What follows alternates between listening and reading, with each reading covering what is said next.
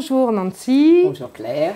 Nous nous connaissons depuis plus de 20 ans, puisque j'ai suivi ton séminaire en 1995, juste avant que moi-même je parte aux États-Unis.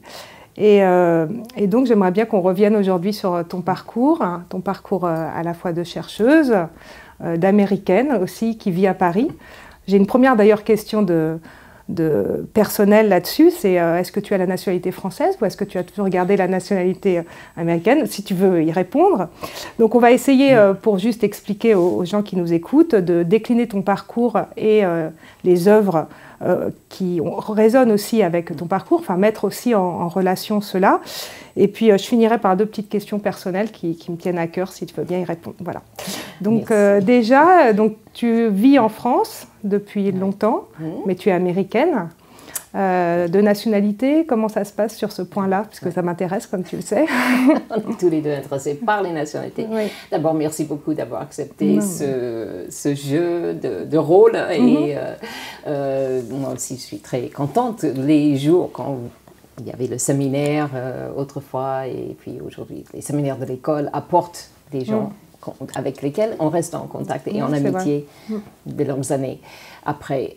Donc oui, je suis moi-même, parfois je me demande comment une Américaine de la banlieue de Cleveland et de Chicago, comment je suis arrivée là, être à Paris depuis tant d'années. Et pourquoi la France? En fait, je dois dire que c'est aussi à cause de l'éducation aux États-Unis où, quand j'étais au lycée, la seule langue vivante proposée, outre le latin, donc, était le français. Donc j'ai pris le français, je suis toujours reconnaissante à ma prof de français du lycée qui m'a menée sur la voie. On est toujours amis et j'ai vu récemment un papier que j'avais fait sur Rousseau, j'ai dû avoir 15-16 ans. Elle était très indulgente en fait, mais quand même. Donc déjà une première entrée par la langue en fait, et de l'avoir appris a fait que finalement quand je cherchais un sujet de thèse, etc., donc ça a suivi.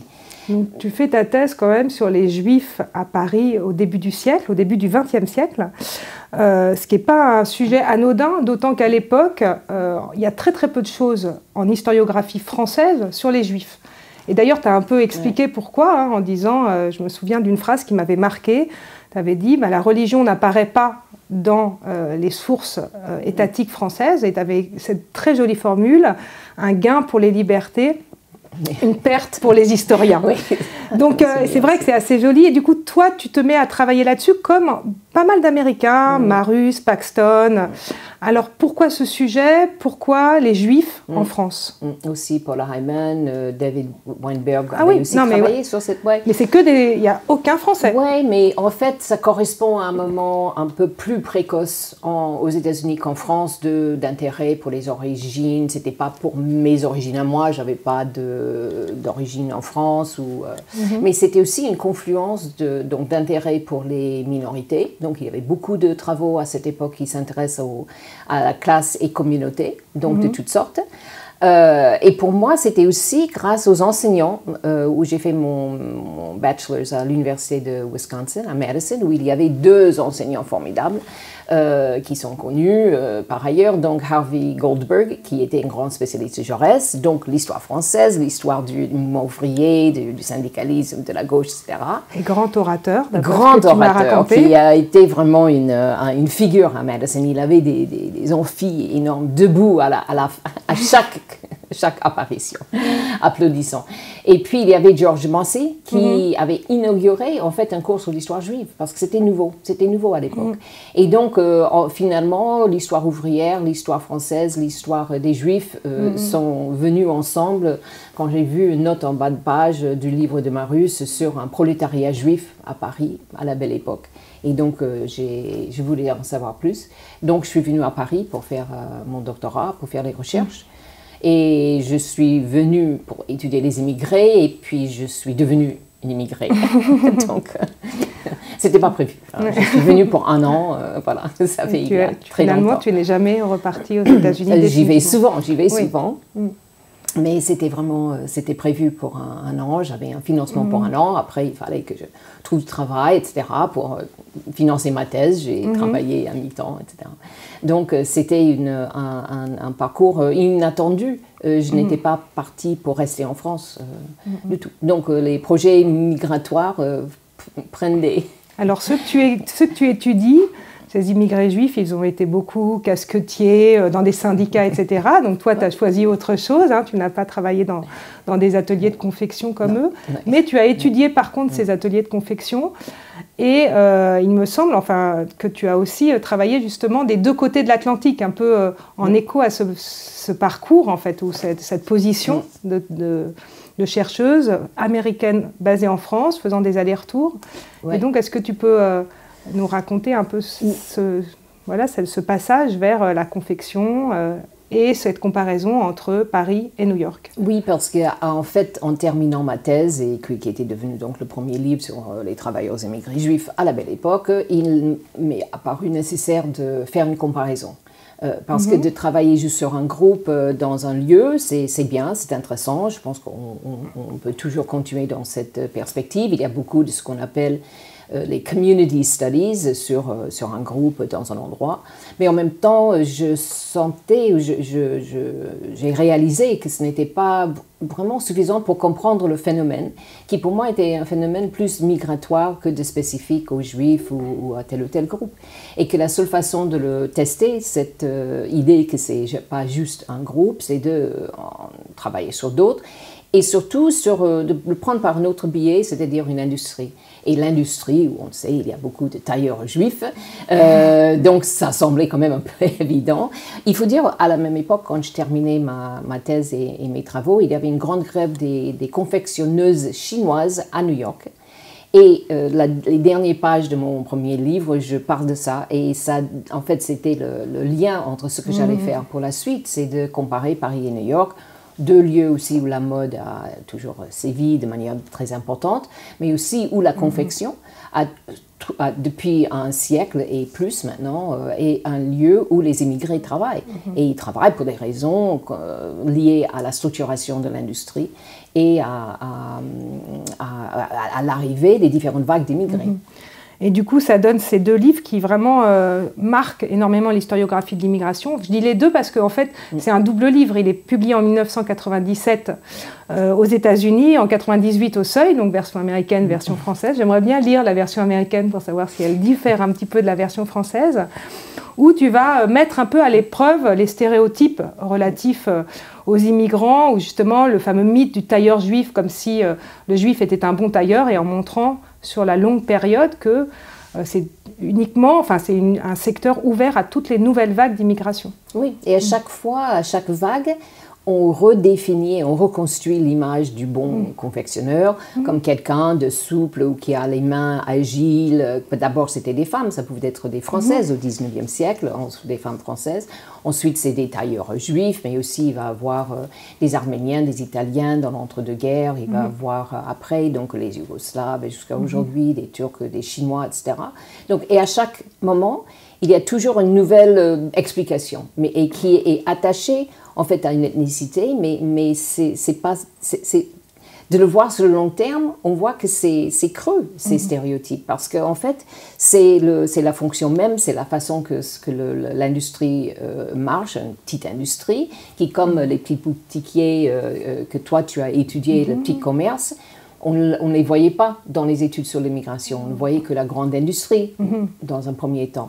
Donc, de regarder les boutiques, différentes formes de commerce ou d'ateliers que toi, tu as regardé, la confection, comme j'ai étudié, c'est de montrer aussi comment il y a des lieux, des espaces, en fait, dans les villes, où les immigrés sont plus que bienvenus, et jusqu'à nos jours. Donc la confection, c'en était une comme ça, et les stéréotypes liés au groupe ne suffisent pas pour expliquer. Mais alors du coup, outre le fait que toi-même tu es une migrante et tu vis entre les deux rives de l'Atlantique, qu'est-ce que la comparaison t'apporte pour cela? C'est-à-dire que, d'abord, c'est quoi pour toi le comparatisme? Parce que tu as beaucoup réfléchi là-dessus aussi, l'histoire comparée, et qu'est-ce que cette démarche apporte au discours historien?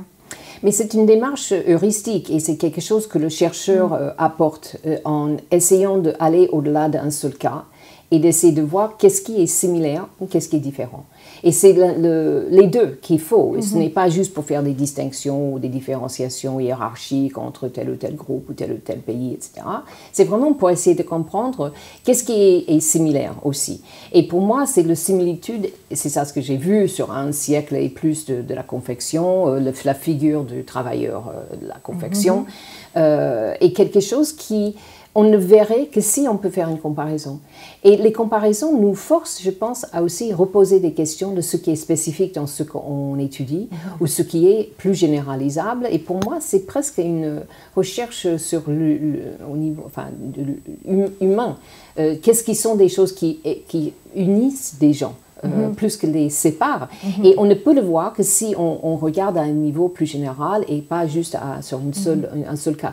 Ceci dit, il faut toujours commencer par des cas spécifiques et puis aussi il faut être attentif à ce qui est spécifique dans les cas. Mais pour moi, la comparaison permet de faire les deux.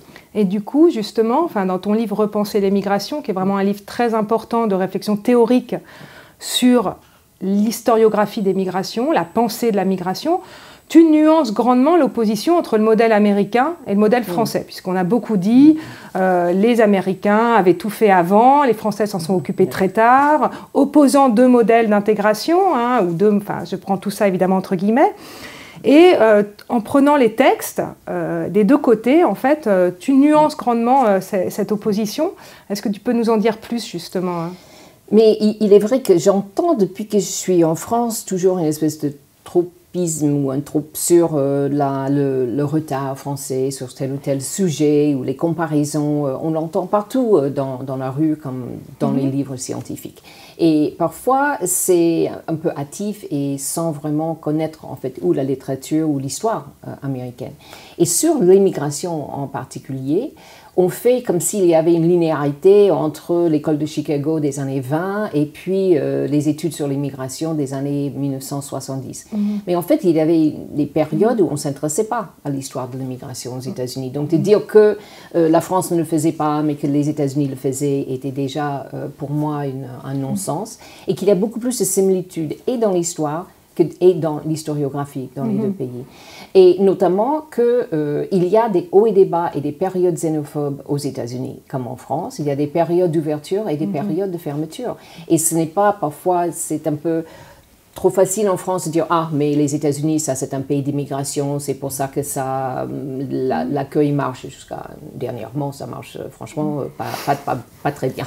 Et c'est une longue histoire, en fait, de xénophobie aux États-Unis. Mais la vue d'ici a souvent été, les États-Unis c'est un pays d'immigration, la France ne l'est pas, historiquement. Mais c'est faux. La France a une longue histoire d'immigration et les États-Unis a aussi une histoire hachée de refus, de xénophobie. Je pense que c'est vraiment très important à lire et à relire pour tous les jeunes chercheurs sur cette question-là, parce qu'on reste vraiment empreint de cette opposition. Et c'est vrai que dès qu'on regarde par exemple l'entre-deux-guerres, où la France est le premier pays d'immigration au monde, alors que de l'autre côté, les États-Unis se ferment avec les quotas. Et on oublie ça pour toujours rappeler les États-Unis pays d'immigration comme si la France. Donc c'est vrai que c'est un livre vraiment pionnier sur cette question-là, et puis qui donne, et ça je trouve que c'est aussi la générosité de ta pensée, de donner à lire tout ce qui se fait, c'est-à-dire que ça aide tous les chercheurs tu donnes beaucoup la voix aux autres, aux réflexions théoriques et aux réflexions empiriques. Alors justement, dans ce livre, tu utilises le terme de structuralisme post-structural. Est-ce que tu peux un peu préciser ce que tu entends par cela ?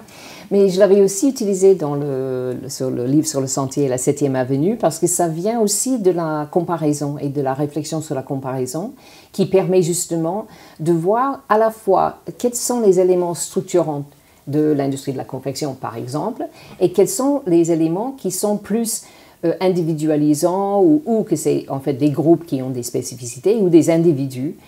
Et c'est vrai que j'écrivais ces deux livres-là dans la période où le post-structuralisme était devenu une façon très importante de démonter tout ce qui était la pesanteur des structures, à la fois dans une analyse de la société et aussi comme une façon de faire historiographique et dans la littérature scientifique. Et il me semblait qu'on était allé quand même assez loin dans la recherche du agency. Enfin, on a trouvé un mot en français que j'ai appris récemment, donc agentivité. Voilà. Et que cette agentivité, que je pense est tout à fait importante, pour moi, et c'est un thème d'ailleurs sur lequel je continue à réfléchir, est hyper important et en même temps, parfois, laisse complètement oublier les structures et les contraintes. Alors, je ne suis pas la seule de vouloir aborder à la fois structure, contrainte et agentivité, mais c'était ça l'idée dans un structuralisme post-structural, c'est-à-dire de prendre les apports du post-structuralisme et de l'agentivité, de l'action propre que les gens mènent quand ils migrent, quand ils font plein de choses, mais aussi ne pas oublier qu'il y a à la fois des frontières, des lois, des contraintes économiques, politiques qui sont autour également. Et que on peut pas, je pense, imaginer que les gens peuvent tout faire, ça serait bien, ça serait utopique, mais il ne faut pas oublier quand même le contexte. Donc c'est vrai que là-dessus, tes travaux d'abord se situent dans un paysage historiographique qui est en effet le linguistic turn, tu commences à peu près à ce moment-là, donc il y a la micro-histoire qui arrive à ce moment-là aussi, et puis en même temps, donc, tu restes attaché à cette question aussi des contraintes. Moi j'ai beaucoup retrouvé de choses qui sont très parlantes là-dessus, d'essayer en effet de combiner les différentes approches. Et je trouve, de mon point de vue, tes travaux sont très novateurs aussi sur tout un ensemble de champs, puisque tu es un peu, je dirais, une lanceuse de mode, ou en tout cas une dénicheuse des petites niches historiographiques, puisque tu pointes souvent les vides historiographiques du champ, de notre champ, qui est l'histoire des migrations. D'ailleurs, d'abord sur l'économique, alors tu disais bien, la confection, les petites entreprises, c'était pas du tout ce qui intéressait les historiens de l'immigration, où il y avait ce personnage du travailleur immigré, mis en valeur par Sayad pour le côté français, mais aussi du côté américain, c'était d'abord le travailleur immigré. Et toi, donc, tu arrives par la marge, en montrant que donc, dans cette industrie tout à fait spécifique de la confection, c'est très important.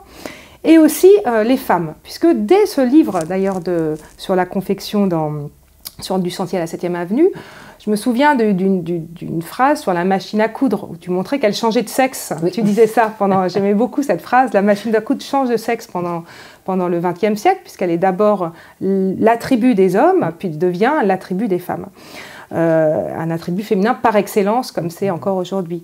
Et du coup, la question du genre des femmes arrive... Alors j'ai l'impression que dans ton premier ouvrage, il y a finalement relativement peu de choses sur les femmes, mais non, enfin... Oui. Et du coup, je voudrais savoir un petit peu comment la question du genre arrive dans tes travaux, dans ta pensée, comment tu l'intègres et ce que tu en fais, parce que tu l'as beaucoup développé ensuite, alors qu'il y avait très peu de choses sur le genre et la migration. Il y a des gens avant moi, des chercheuses aux États-Unis, Donna Gabachia et d'autres qui ont mené la voie pour l'histoire des femmes dans l'immigration, l'histoire de l'immigration, et qui continuent, et c'est vraiment des travaux pionniers. Il y avait Myriam Marcouzzi qui, en France, avait aussi publié, elle avait organisé un numéro d'une revue sur, justement, il y a aussi des femmes parmi des oiseaux migrateurs, parce que c'était un ouvrage précédent, Pure sur Birds of Passage, et elle a dit, mais les Birds of Passage, c'est aussi des femmes. Donc, j'ai suivi dans cette voie, et j'ai voulu avoir ce chapitre dans Repenser l'immigration. Et c'est vrai, c'est un chapitre qui, en France, a eu un certain succès, je pense parce que c'était juste le début et qu'il n'y avait pas eu autant d'attention sur la présence des femmes dans l'immigration. Et pourtant, elles sont là comme pas seulement confectionneuses, parce qu'il y a aussi des hommes et des femmes immigrés qui vont travailler dans cette branche, mais de manière plus générale, quand on commence à regarder la présence des femmes au 19e, 20e siècle, de toutes sortes de migrantes, on pourrait même dire Bécassine, c'est une migrante provinciale, mais même parmi des migrants étrangers internationaux, il y avait beaucoup de femmes. Et même s'il y avait 40%, on ne les voyait pas parce qu'on disait 60% c'est la majorité et on parlait des hommes. Mais il faut faire attention à ce que cachent parfois les statistiques comme ça. Donc, d'abord, la découverte des femmes. Donc, ça, c'était important. Et ça nous mène aussi dans les différents secteurs de l'économie. Donc, dans la petite industrie, dans les commerces, dans les boutiques. On met aussi dans les champs et dans certaines usines de textiles et de filature, etc. Donc, elles ont toujours été là. depuis, il y a aussi une réflexion sur le genre et je suis actuellement en fait en train de travailler là-dessus puisque il ne suffit pas juste de pointer qu'il y avait beaucoup de femmes et qu'il y en a toujours. D'ailleurs, il y a une croissance maintenant de femmes dans les flux migratoires tout à fait intéressante et qui montre aussi des changements majeurs économiques. Les femmes venaient pour différents secteurs quand il y en avait besoin. Aujourd'hui, le tiers secteur est montant et les femmes dans l'immigration aussi, surtout pour l'aide à la personne. Donc, il y a des moments où il y a beaucoup de femmes, mais il faut essayer de comprendre pourquoi et quelles sont la construction sociale de sexe, la construction sociale des rapports et de l'imaginaire des pouvoirs publics, comme des historiens, sur le fait migratoire. Et en fait, c'est souvent irrigué par certaines images de qu'est-ce que fait les femmes, qu'est-ce que fait les hommes. Donc, il est important d'essayer de repenser maintenant l'immigration aussi selon le genre, pour voir comment sont construites certains flux migratoires et même les pouvoirs publics ou les lois de l'immigration sont souvent imaginés en fonction de est-ce qu'on veut plutôt des bras pour les usines, est-ce qu'on veut plutôt des aides à domicile, qui est-ce qu'on laisse entrer à tel ou tel moment. Et ce sont des constructions autant que la réalité des flux. Oui, sur le cas de la nationalité, c'est très très important dans l'entre-deux-guerres, puisqu'en 1927, la loi change sur les femmes et la nationalité pour pouvoir avoir plus de femmes qui deviennent françaises, et donc attirer des femmes, donc c'est vraiment intéressant. Et cette question du genre, tu la déclines à partir de quand et comment si tu faisais une histoire du genre dans tes travaux, comment tu l'écrirais ? Ah, mais moi, comme beaucoup de mes collègues, au début, je ne le voyais pas non plus. Et j'étais même étonnée que quelqu'un avait dit, parfois on a des comptes rendus un peu bizarres, quelqu'un m'avait félicité d'avoir parler des femmes dans mon premier ouvrage et je n'avais pas personnellement trouvé que c'était un point très saillant. Mais petit par petit, c'était devenu vraiment quelque chose d'important. Donc à partir de repenser l'immigration, j'ai beaucoup pensé aux femmes dans l'immigration. Et depuis, le genre comme catégorie d'analyse. Et je ne suis pas pour chasser la classe comme catégorie d'analyse ou d'autres catégories d'analyse, mais je pense évidemment de l'intersectionnalité, il faut combiner. Mais en même temps, il faut intégrer la façon dont le genre est pensé dans les flux migratoires, dans les attributions, des attributs des fonctions économiques. Et tout ça, il faut réfléchir de la façon que c'est construit, par le marché du travail comme par les pouvoirs publics. Alors, il y a autre lanceuse de mode, si on peut le dire comme ça, enfin de mode, mais voilà, en tout cas de pointer un vide historiographique, c'est sur la question du lien entre émigration et immigration. Et notamment en France, mais tu montres aussi aux États-Unis, puisque tu nuances tout le temps cette opposition. Pendant longtemps, cette histoire-là, elle a été une histoire vue du pays d'arrivée, avec les immigrés qui arrivent. Et toi, tu montres, et donc je pense au livre que tu as écrit avec François Veil, on a coédité, vous avez, en 2006, qui est, je crois, aux éditions de l'EHESS, qui justement rappelle que l'immigration, c'est aussi lié aux politiques de pays de départ, et donc vous décentrez en fait le regard, et ça c'est vraiment extrêmement novateur de essayer de penser un peu dans la ligne de Sayad d'ailleurs, l'émigré et l'émigré d'un pays et l'immigré d'un autre pays, et de penser les deux en parallèle en fait. Oui, parce qu'une personne en fait est les deux. On part quelque part, on arrive quelque part, bien que ce n'est pas non plus parfaitement linéaire et il y a des zigzags et des territoires de l'attente comme Michel mais aussi Laurent Vidal et Alain Musset dans un ouvrage récent collectif aussi. Il y a donc on part et puis on arrive. Mais il est vrai que la constitution de ce champ d'études à la fin, dans les années 1970 aux États-Unis et un peu après, donc en France, c'était un champ d'histoire de l'immigration. Donc on voyait et on voit les gens à l'arrivée, et d'ailleurs la panique est plus à l'arrivée, mais on peut voir en étudiant les départs aussi, les pays de départ s'inquiètent. Parfois ils mettent des bâtons dans les roues de ceux qui partent, même sans parler des régimes qui avaient interdit les départs. Mais ceux qui même permettait le départ, il y avait plein de des obstacles, des problèmes bureaucratiques, les lois qui empêchaient l'héritage si on partait, si on prend le 19e et 20e siècle. Donc c'est important de penser comment les sociétés de départ, aussi bien que les sociétés d'accueil, voient cet objet de migration. Et donc effectivement, on voulait intégrer les deux, et dans ce livre collectif, avec François Weil, on avait invité des collègues qui travaillent sur l'immigration, et on a demandé à tout le monde de travailler sur les pays de départ et voir comment les pays de départ voyaient l'immigration. On peut vraiment dire que là, on est déjà dans du transnational, hein. Oui, enfin bon, mais complètement. Voilà, c'est comme le genre avant le genre, le transnational avant le... C'était vraiment complètement du transnational avant le transnational, mais on y reviendra tout à l'heure. Toujours dans ce rôle de précurseuse. J'ai regardé d'ailleurs, mais c'est intéressant, c'est un mot qu'on fait très peu au féminin. Hein. On dit précurseur, mais précurseuse, il y a beaucoup de gens qui s'interrogent, mais tu es une vraie précurseuse sur les migrations.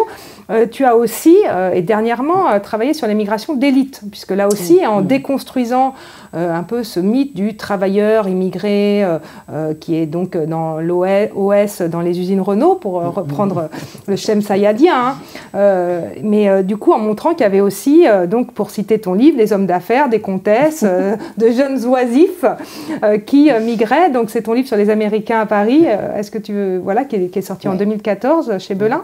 Est-ce que tu peux nous en dire un peu évidemment, ça fait écho à ton propre parcours, donc sauf même que si je tu suis n'es pas ni comtesse, homme d'affaires, ni femme d'affaires, certainement ni pas comtesse. oisive. Mais en fait, ce livre, c'était grâce au travail que j'ai fait pour financer ma thèse. Parce que j'ai travaillé, à partir du moment que j'ai décidé de rester en France, il fallait bien que mon financement qui durait 1 an était terminé, il fallait trouver du travail. Et j'ai trouvé du travail dans un cabinet juridique américain, international, à Paris. Et donc, pendant de longues années, je travaillais à mi-temps dans ce cabinet, et qui, j'ai appris, était fondé au début du XXe siècle par un Américain. Après, c'était un Canadien, Archibald, qui l'avait repris.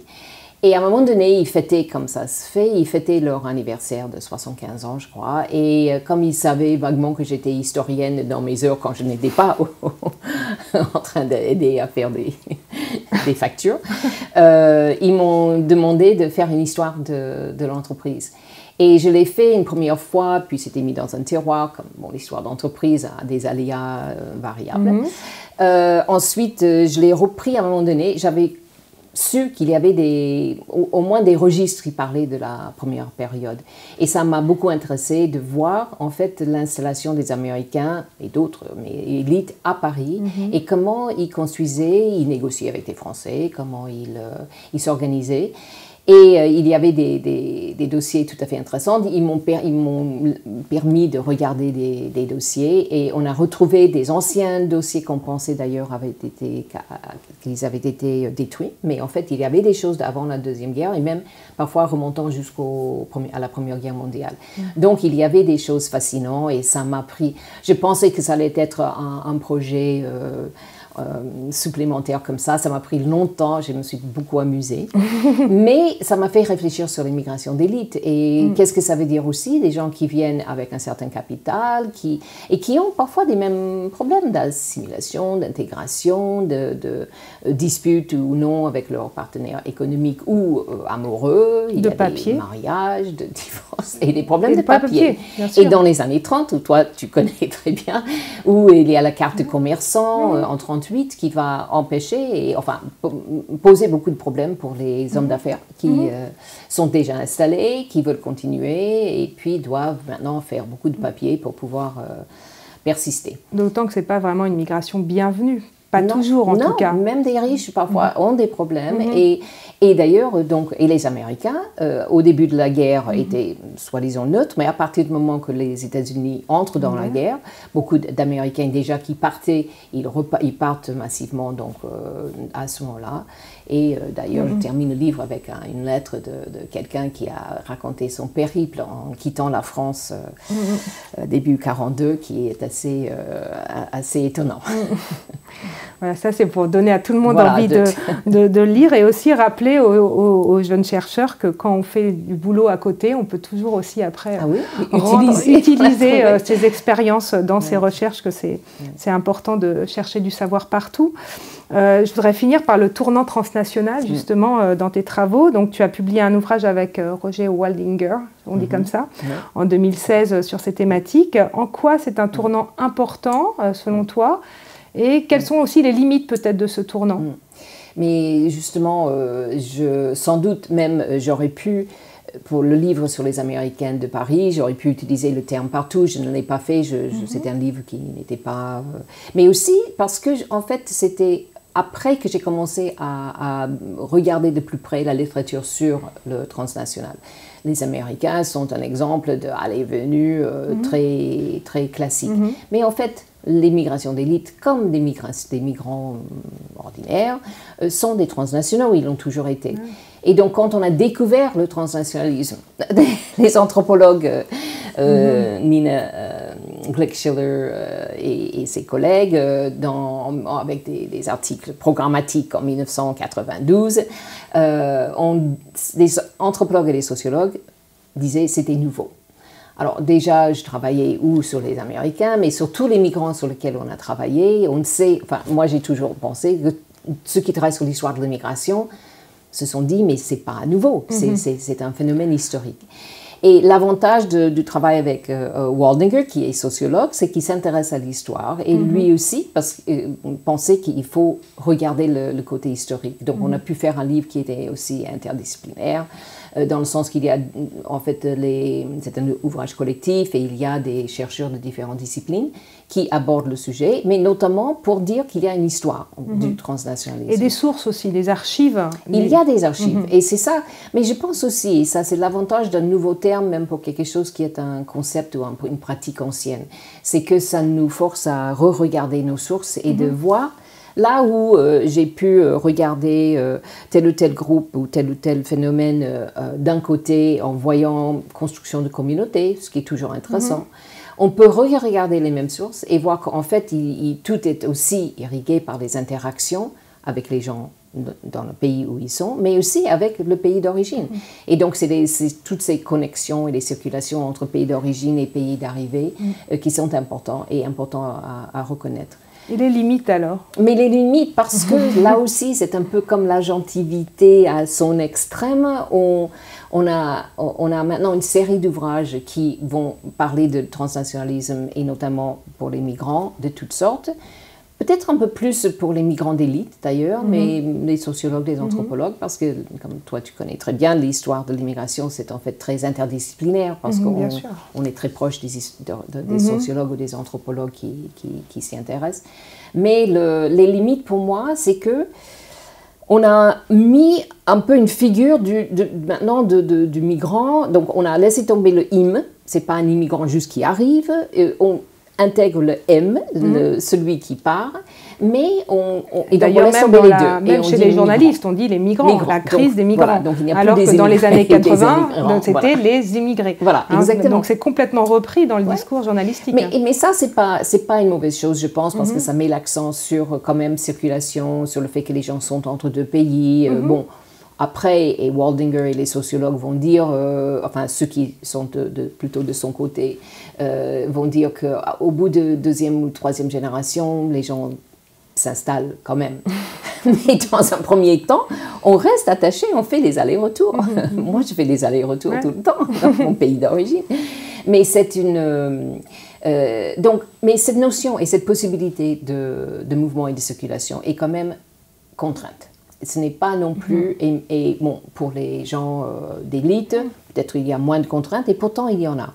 Et ce n'est pas juste les frontières qu'on voit aujourd'hui qui sont de plus en plus fermées depuis 2001 et avec une crispation sur les frontières. Mais historiquement, il y a toujours eu quand même des frottements, des difficultés. Et les gens, on savait que ce n'était pas facile d'être un travailleur immigré, mais de penser le transnationalisme et les allers-retours comme quelque chose de formidable, c'est sympa et puis c'est très bien, mais en même temps, on a complètement oublié les contraintes, les frottements, les difficultés, et ils peuvent être à cause deux juridictions en concurrence. Une personne peut être d'ailleurs double citoyen et que ça peut poser des problèmes. Dénaturalisé d'une part, mais ne reprenant pas sa nationalité d'origine aussi. Oui, et ça, tu connais très bien pour les questions de dénaturalisation. C'est vraiment flagrant. Même sans aller jusque-là, il y a des difficultés qui viennent des pays dans lesquels on s'insère.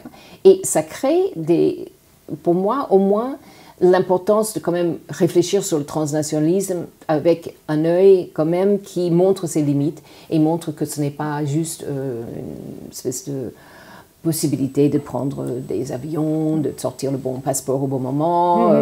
Il y a quand même des choses réelles derrière. Et d'ailleurs, on le voit, et je l'ai vu même dans les archives juridiques ou consulaires, pour les Américains de Paris, mais pour tous les groupes, il y a les mêmes types de contraintes et de difficultés, souvent. Bien, je voulais aussi finir par deux petites questions personnelles, si tu me permets, tu réponds si tu veux. J'ai toujours été, depuis plus de 20 ans, fascinée, et pour moi qui m'interroge sur l'identité, et c'est quoi, qui suis-je, par le point d'interrogation que tu portes dans ton collier, depuis que je te connais, en tout cas, je ne sais pas si c'est depuis toujours. Alors, tu peux me raconter l'histoire de cet objet? Mais en fait, effectivement, comme boutade, j'ai dit une fois que c'était les libres penseurs, c'était le symbole parce qu'il y a ceux qui portent ou une étoile de David ou une croix, et j'ai dit c'était le symbole des libres penseurs, mais en fait, et on m'a cru, et j'étais un peu embêtée parce que c'est pas le cas. En fait, c'était à ma mère, et à sa mort brutale, une crise cardiaque trop jeune, ça m'a posé des questions de pourquoi dans la vie. On peut dire que c'est aussi le pourquoi du chercheur, donc ça c'est la réponse plus généralisateur et plus pour mettre en valeur ce petit point d'interrogation. Mais je crois que je l'adore, je l'ai porté depuis, en fait c'était à elle, et donc je l'ai porté depuis. Elle avait une compagnie de sondage. Et donc, elle posait beaucoup de questions. Elle posait beaucoup par métier. Et sa compagnie s'appelait Questions Incorporated. Voilà. Et merci de l'avoir vu et de m'avoir posé la question, parce que c'est quelque chose auquel je suis, pour moi, je suis très attachée. C'est très pour beaucoup de raisons. Attaché à toi. Et ça m'a toujours beaucoup émue, en fait, aussi l'idée de renvoyer à quand on me demande d'où tu es, qui tu viens, et d'avoir ça comme réponse. Je trouve ça très... On pose des questions tout le temps, en tant que chercheur, chercheuse. Et puis la dernière chose, qui est encore plus personnelle, donc là, vraiment réponse si tu veux, mais c'est... tu sais combien moi je suis intéressée par les noms, les noms des commerces, les noms, et puis là aussi, les gens qui identifient parfois, je trouve un petit peu violemment d'ailleurs vis-à-vis des noms. Et alors green, le vert, l'espoir, pourquoi? D'où vient ce nom? C'est une couleur. Oui, c'est une couleur oui, c'est la couleur. Parce que mon grand-père, qui s'appelait Zhukovsky, avec un Z. Avec un Z, Z-U, pas Z. Enfin, la façon que c'était retranscrit aux États-Unis, c'était Z-U-K-O-V-S-K-Y. Il avait ouvert une boutique de vêtements pour femmes à Chicago, où il était venu. C'est le seul de mes grands-parents qui était immigré, d'ailleurs, ce qui est rare pour ma génération, où il y avait souvent c'était des migrations plus récentes. Donc lui, il a dû venir aux États-Unis vers 1907 par là. De quel pays? Kiev. Et donc après, il a ouvert une boutique de vêtements pour femmes. D'ailleurs, ma mère, son père avait une boutique de vêtements pour hommes. Et comme elle ne pouvait pas porter les vêtements de son père, et mon père ne pouvait pas porter les vêtements de son père, ils se sont dit qu'il fallait qu'ils se marient pour pouvoir bénéficier des boutiques de l'autre. Mais donc le nom Zhukovsky, le nom Green est presque venu par les clients apparemment. C'est ce qu'on racontait, c'est qu'il avait peint sa boutique en vert, il avait appelé The Green Shop. Voilà, c'est pas un melting shop, c'est un green shop. Et les clients ont pensé que c'était leur nom, Green, Mr. et Mrs. Green. Et donc, ils ont fini par changer, comme beaucoup de gens l'ont fait. Et puis, ils ont appelé Green. Voilà. Donc, génial. J'adore cette histoire. C'est une histoire beaucoup. bien américaine, mais qui... Je te remercie d'avoir répondu à toutes mes petites questions et mes interrogations et de nous avoir aussi exposé tes travaux. Et voilà, à bientôt. À bientôt et merci beaucoup. Merci.